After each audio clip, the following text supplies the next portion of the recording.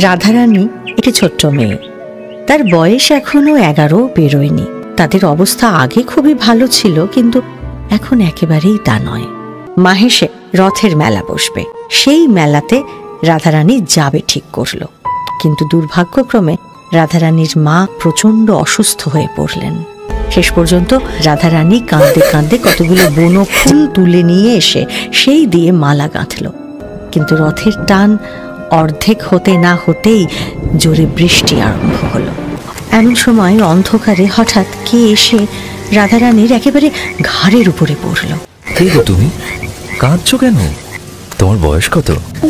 10-11 বছর। তা তোমার নাম কি? রাধারানী। রাধারানী? তা একলা রথ দেখতে গিয়েছিলে কেন? আমার মার খুব অসুখ।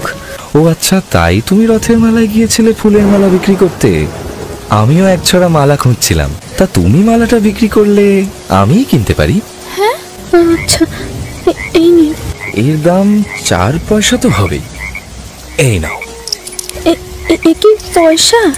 মা, এই দেখো, এটা কি? এ তো একখানা নোট।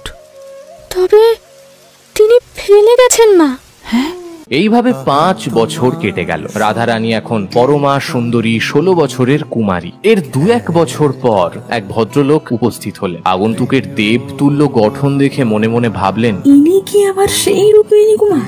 রাধারানী আমার সন্ধান করছিল। আপনি রাধারানীকে যা দিয়েছিলেন তা পরিশোধ করবে বলে। যা দিয়েছি তা পেলে নিতেই পারি। কি কি দিয়েছেন? একটি নোট, 2 টাকা আর কাপড়। কিন্তু কাপড় তো পরে ছিঁড়ে ফেলেছি, আর টাকাটাও খরচ করে ফেলেছি। তবে যদি এইভাবেই দেনা পরিশোধ করবে, তবে তোমার গলায় যে হাড় ছড়া আছে আমার সেটা চাই।